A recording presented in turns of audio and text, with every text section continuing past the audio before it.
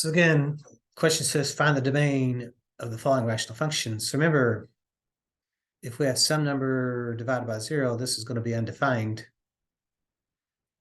And remember, with a function, if some value goes through these calculations, I have to come out with an answer.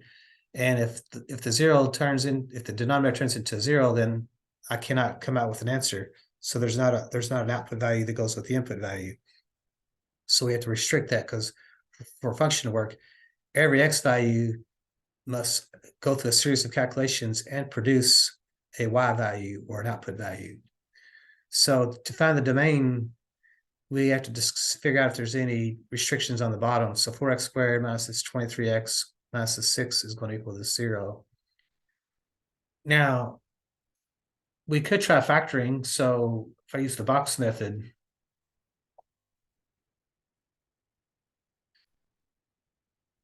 we know that the quadratic term goes into this top left. The constant goes in the bottom right.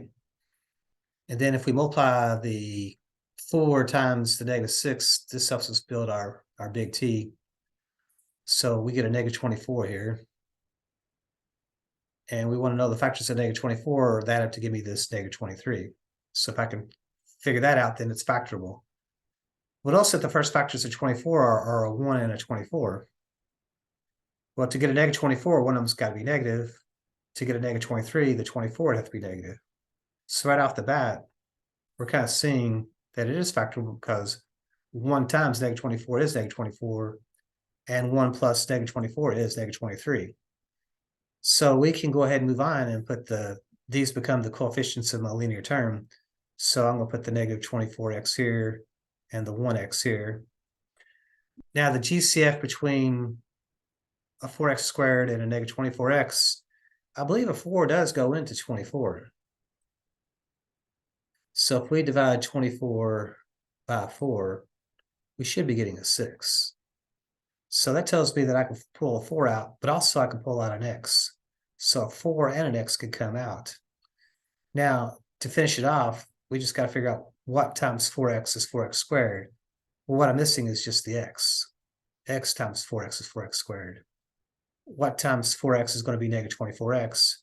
Well, that's where I need that -6. -6 times 4x is -24x. So that's where this comes into play over here on the calculator. Then if I come down, what times x is 1x? Well, I would need a 1 there. And does 1 times -6 give you -6? It does. So this means this does factor into 4x plus 1 times x minus 6 is equal to 0. So if I set each one of these equal to 0,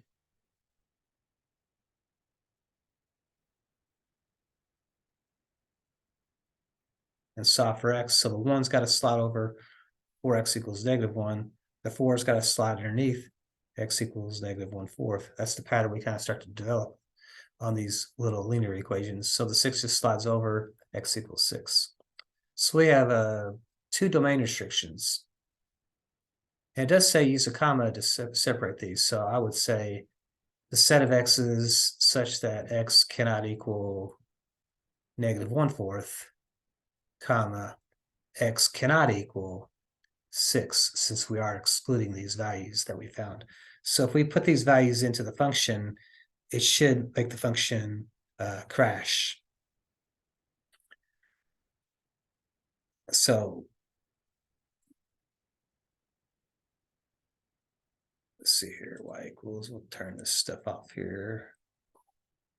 So if I put this function into the calculator, y equals, I'll clear that off again, and notice how we have a rational function. So again, put a fraction in here.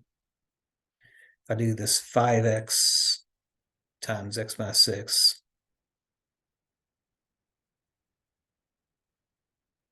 on the bottom, 4x squared minus 23x minus 6. If I graph that, notice my window needs to be reset. So zoom number 6. So that's what the rational function is actually going to look like.